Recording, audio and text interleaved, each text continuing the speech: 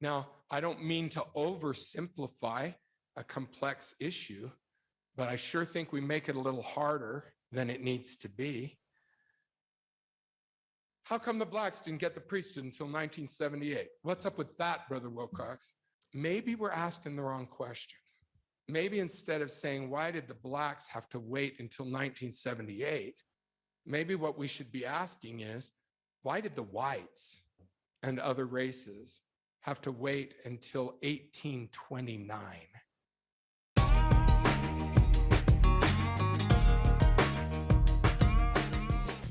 Hey there YouTube, I'm Forrest, Latter-day Skeptic. I recently read this book called Blunder, Why Smart People Make Bad Decisions, or in Brad Wilcox's case, Why Smart People Say Dumb Things. The book is about cognition traps that lead us to not just bad information, but blunders that otherwise wouldn't have happened. People often ask me why I'm so against religion and why I can't leave it alone, and this book largely answers that question. I believe that a misunderstanding of this world causes us to have blunders that are unnecessary, and religion leads us to this misunderstanding.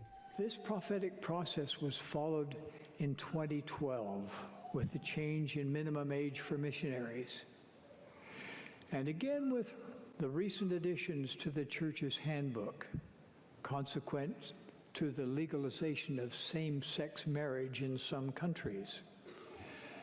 And then when the Lord inspired his prophet, President Thomas S. Monson, to declare the mind of the Lord and the will of the Lord, each of us during that sacred moment felt a spiritual confirmation. Policy reversal. The Church of Jesus Christ of Latter-day Saints now says the rules have changed for lesbian, gay, bisexual, and transgender individuals. Well, Glenn, it's nearly a complete reversal of their controversial November 2015 policy, which effectively barred children of LGBTQ couples from being baptized and also effectively labeled same-sex couples as apostates.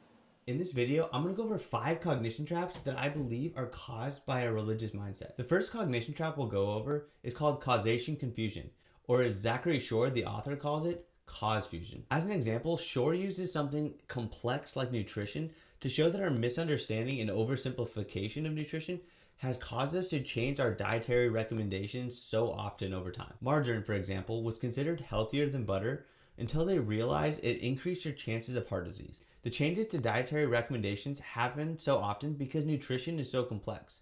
It's very difficult to find any one-to-one relationship between cause and effect. This kind of oversimplification is the MO for religious thinking. Just think about the number of times you've heard someone say, "Oh, thank God," for an event that just happened, like, let's say, surviving a car crash.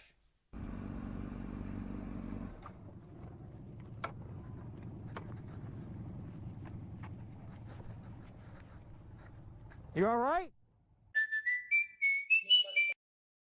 Or the prayerful phrase, "Please bless this food to nourish and strengthen our bodies."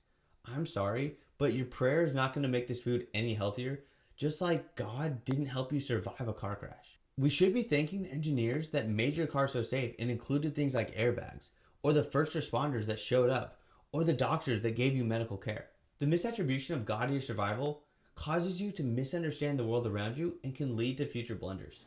I prayed that God would help me be faithful, even in my illness. And I prayed that in my life or in my death, that he would be glorified. I serve a faithful God who answers prayers. Through the care of the Samaritan's Purse and SIM missionary team in Liberia, the use of an experimental drug, and the expertise and resources of the healthcare team at Emory University Hospital, God saved my life. You guys did a great job, and I guess you got to thank the Lord, right? Yeah. Do you thank the Lord for that split-second decision? I'm actually an atheist. Oh, you are? All right, don't thank the Lord. But you made the right call. Yeah. Let's get into the second cognition trap called flat view. Shore defines flat view as any rigid perspective that constrains our imagination to just one dimension.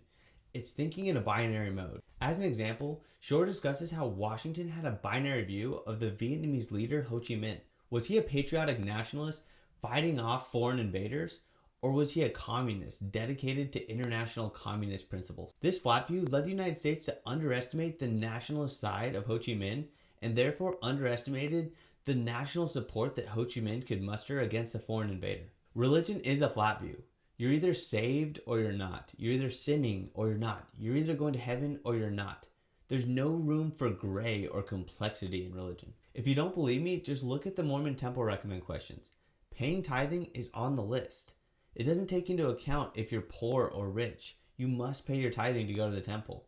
And leaders have made this clear. Because of their very low income, they could not afford to feed their 8-year-old son. She gave all the money she had in her home to the bishop. You pay tithing when your children need shoes. During the Great Depression, members who paid their tithing were able to support their families more effectively than those who did not. If a destitute family is faced with the decision of paying their tithing or eating, they should pay their tithing.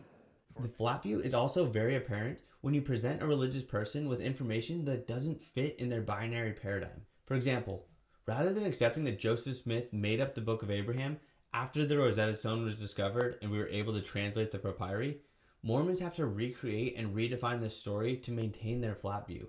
Accepting that Joseph Smith was a fraud is just not an option. It's not surprising that we really don't know exactly how Joseph produced the Book of Abraham. Now, Joseph did have in his possession ancient Egyptian papyri that he believed contained the writings of Abraham. Latter-day Saint and non-Latter-day Saint Egyptologists agree that the text we have on the surviving papyri does not translate to what we have in the Book of Abraham. The first theory is heavily advocated for by antagonists of our faith. The text from the surviving fragments does not translate as the Book of Abraham. The second theory is that Joseph got the Book of Abraham from a long roll of papyrus that has since been destroyed. This theory is frustrating both to members and non-members simply because it can't be verified since we don't have the papyri. The third theory is that the text that was revealed to Joseph had nothing to do with any of the papyri and it only served as a catalyst that sparked the flow of revelation. There is a precedent for this kind of revelation in some of Joseph's other works, but the challenge is that Joseph definitely believed he had a physical document containing Abrahamic writings. So this theory would assume that Joseph was wrong about that and that the papyri just set him on a revelatory path. This self-imposed limit to your thinking is at best childish and at worst dangerous. The third cognitive trap is what Shore calls Carolism. He defines it as an almost religious belief in a theory's universal applicability, and says it occurs when we take a theory that works in some cases and apply it to a completely different case. He applies it to the common belief that a lot of Americans have that private industry will always be more effective and efficient than the government. He then showed when this example was applied to prisons, it led to a history of human rights abuses, all in the name of profit seeking. Religion almost invariably creates cure-alls. Mormonism, for example, believes in a God that has laws and commandments, and if we follow these laws and commandments, we can live in eternity with God. But that's not the only reason to follow these laws and commandments. Mormons believe that these laws and commandments will actually lead you to a happier life here on earth. The Lord's commands do not constitute some grueling underwater maze of barriers that we must learn to grudgingly endure in this life so that we might be exalted in the next. The Lord's commandments are given out of love and caring. They are intended for our joy in this life just as much as they are intended for our joy and exaltation in the next. This may be true for a lot of people, but the amount of family fights I've seen and heard of over things like playing sports on Sundays, I believe causes unnecessary harm and suffering. But the obvious case is the people that don't fit the typical Mormon mold, like gay people, or women that are not married late into their life, or divorced families, for example. These members often feel that much of the doctrine of the church is actually harmful to their well-being. The Mormon cure-all of a straight relationship just doesn't work for the gay members of their community. All I know is I did the podcast and a gazillion people reached out and said my life is in free fall, help me, and they had no one to turn to but some rando in North Logan who had a microphone. And so like the church certainly wasn't helping these people. And there weren't other resources. Yeah. So I stepped in literally to help prevent divorces, prevent the destruction of families, and just to help with the depression and anxiety and suicidality. The fourth example is Infomania. And Shore defines this as the obsessive relationship to information. And he breaks it down into infomisering, which is holding on to information out of fear it'll hurt your position if you spread it, and infovoiding, which is avoiding the information you feel will hurt your position if it's heard. Of course, controlling information is important to a degree, but Shore emphasizes that it's the extremes that cause harm. Shore used the example of the Zodiac Killer and how he chose targets across different police districts because he assumed that those police departments were not communicating with each other. Police often hold information very close to the chest, and it's not common for districts to share information. The Mormon Church does this constantly. Do you know how they spend the billions of dollars that you give them? Do they release public reports? Do you know the growth in baptismal rates or the rates of excommunication? Does the church ever encourage transparency from the leadership to the members? The Mormon Church holds onto information that could hurt its public image or hurt its relationship to its members, at the expense of the members being able to hold the leadership accountable. Lars Nielsen went public after his brother, a former investment manager for the LDS Church, filed a whistleblower complaint to the IRS, claiming a tax-exempt fund is hoarding $100 billion. For the sake of other Mormons, the church becomes financially transparent. You know, if they're clear and publish, you know, all of their financials, then and everyone can see what they're doing with the money, then people can decide whether they want to support them or not. The other type of infomania is called infovoiding. And Shore gives the example of Vietnamese leaders in the 1800s being afraid of Westerners deceiving them and causing them to not interact with the West. On the other hand, the leaders in Siam were often educated in the West, which caused them to be open to Western ideas and to Western trade. This caused their economy to boom compared to Vietnam. Infovoiding is seen in religion and Mormonism anytime information is banned or discouraged. The Mormon Church still encourages its members to read only church-approved sources or things that seek to grow and strengthen your testimony. We live in a time of greatly expanded and disseminated information. We need to be cautious as we seek truth and choose sources for that search. I go for truth to the sources that I know are unending and never changing truth. I find truth in prayers, through prayers and scriptures, and reading scriptures a lot, you find a lot of truth. The truth is the truth, and through scriptures that we have and through prayer, we can find the truth for ourselves in very meaningful moments of our lives. The leadership of the Mormon Church is obviously afraid that it will lose members by the free flow of information and ideas. The fifth and final cognition trap that I'm going to go over is called static cling, and Shore defines this as a cognition trap that prevents us from either recognizing or accepting a changing world. Shore uses the example of IBM, a computer company that was dominant in the 1900s, but lost their dominance because they started focusing on internal disagreements rather than the external competition. Because in religion, commandments are supposed to be timeless and eternal, we've seen over and over religions drag their feet to keep up with societal changes. There was a time when women showing their ankles was considered immodest. And in fact, in some religions it still is. Think about burqas. And what about Mormon women showing their shoulders? Is that considered immoral? Or what about drinking soda or drinking tea? Mormons, just think, do you have the same moral standard as your Mormon parents? Or do you think your Mormon children will have the same moral standards as you? The LDS Church teaches that the true Church of Christ universally apostatized because of their yielding to the ways of the world. In fact, the foundation of the LDS Church is that it is a restoration of what was once corrupted. And yet the church today appears to be guilty of doing the very same things they charge the apostate church with.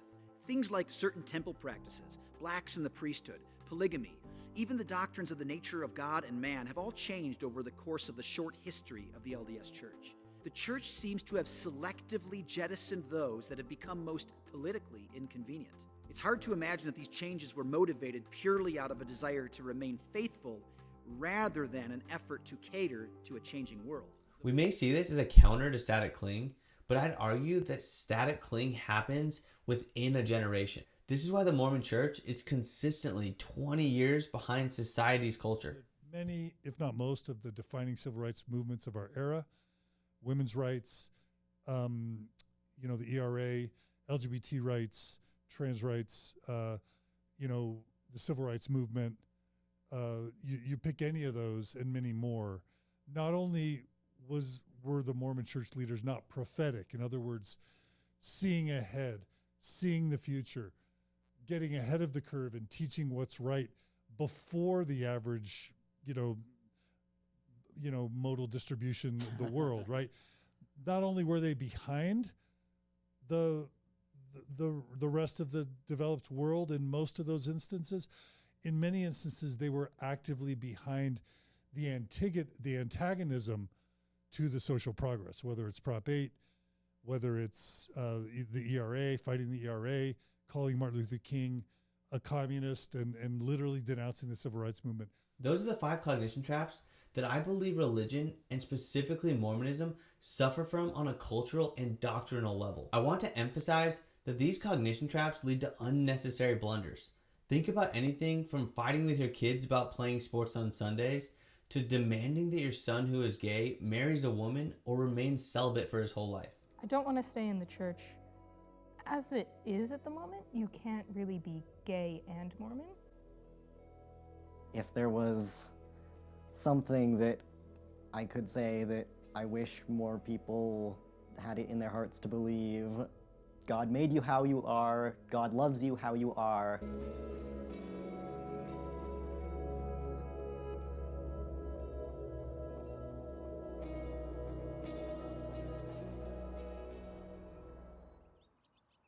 Inherently, Mormon people are good, and they feel that the policy is not right, and they feel that the anti-gay rhetoric that the church continues to spew isn't right. I want to be clear. I'm not saying that these cognition traps are specific to religion. I am constantly fighting against these myself, but I do see religion as a breeding ground for these cognition traps. So when people ask me, why can't you just leave religion alone? I can say that I believe religion encourages a mode of thinking that causes unnecessary suffering and unneeded blunders. Again, this book is called Blunder by Zachary Shore. It's a great read, so check it out. That's all I've got. I'm Forrest, Latter-day Skeptic. Please like and subscribe for more content like this. Thank you for watching.